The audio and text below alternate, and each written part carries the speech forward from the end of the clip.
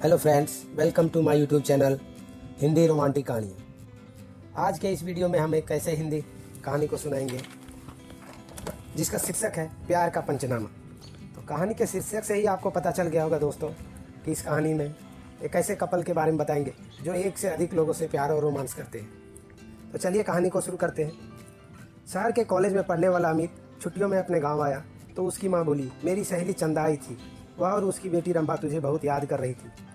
वह कह कर रही है कि तुम जब गांव आए तो उनसे मिल के उनके गांव जरूर आए, क्योंकि रंभा अब तेरे साथ रहकर पढ़ाई पूरी करेगी। यह सुनकर दूसरे दिन ही अमित अपनी माँ की सहेली चंदा से मिलने उसके गांव चला गया। जब अमित वहां पहुंचा तो चंदा और उसके घर वाले के सभी लोग खेत पर गए हुए थे। घर पर रंभा अकेली थी। अमित को देखकर वह बहुत खुश हुई थी। रंभा बेहद खूबसूरत थी। उसने जब शहर में रहकर अपनी पढ़ाई पूरी करने की बात कही तो अमित उसके घर वाले से बोला, तुम मेरे साथ रहकर शहर में पढ़ाई करोगी तो वहाँ पर तुम्हें सारी लड़कियों जैसे कपड़े पहनने होंगे। वहाँ पर यह चुन्नी उन्नी का फैशन नहीं है। कहकर अमित ने उसकी चुन्नी हटाई तो उसके हाथ रंभा के सुडौल उभारों से जाकर टकराए। उसकी छुअन से अमित के बदन में बिजली से करंट जैसा झटका लगने लगा। ऐसा ही झटका रंभा के भी महसूस हुआ। वह हैरान होकर उसकी ओर देखने लगी तो अमित उससे बोला, यह लंबी चौड़ी सलवार भी नहीं चलेगी। वहाँ पर तुम्हें शहर की लड़कियों की तरह रहना होगा। उनकी तरह लड़कों से दोस्ती करनी होगी। उनके साथ सब कुछ करना होगा जो तुम गांव की लड़कियां शादी के बाद अपने पतियों के साथ करती हो। कहकर वह उसकी ओर देखने लगा तो वह शर्माते हुए बोली, यह सब पाप होता है। अगर तुम इस पाप पुण्य के चक्कर में फंसकर यह सब नहीं करोगी तो अपने गांव में ही चौका चूल्हों के काम को करते हुए अपनी ज़िंदगी बिता दोगी। वह कहकर उसकी ओर देखने लगकर बोला, तुम खूबसूरत हो, शहर में पढ़ाई करके ज़िंदगी के मज़े लेना। इसके बाद अमित उसके नाजुक अंगों को बार बार छूने लगा। उसके हाथों की छुअन से रंभा के तन बदन में बिजली सा करंट सा लग रहा था। वह जोश में आने लगी। रंभा के माँ बाप खेतों से शाम को ही घर आते थे, इसलिए उन्हें किसी के आने का डर भी नहीं था। यह सोचकर रंभा धीरे से बोली, चलो अंदर पीछे वाले कमरे में चलते। यह सुनकर अमित उसे अपनी बाहों में उठाकर अपने पीछे वाले कमरे में ले गया। कुछ ही देर में उन दोनों ने वह सब कर लिया जो नहीं करना चाहिए था। जब दोनों का मन भर गया तो रंभा ने उसे देसी घी का गर्मा गर्म हलवा खिलाया। हलवा खाने के बाद अमित आराम करने के लिए सोने लगा। उसे सोते हुए देखकर फिर रंभा का दिल उसके साथ सोने के लिए मचल उठा। वह ऊपर से लेटकर उसे चूमने लगी तो वह उससे बोला, तुम्हारा दिल दोबारा मचल उठा है क्या? तुमने मुझे प्यार का चस्का तो लगा दिया है। रंभा ने अमित के कपड़ों को उतारते हुए कहा।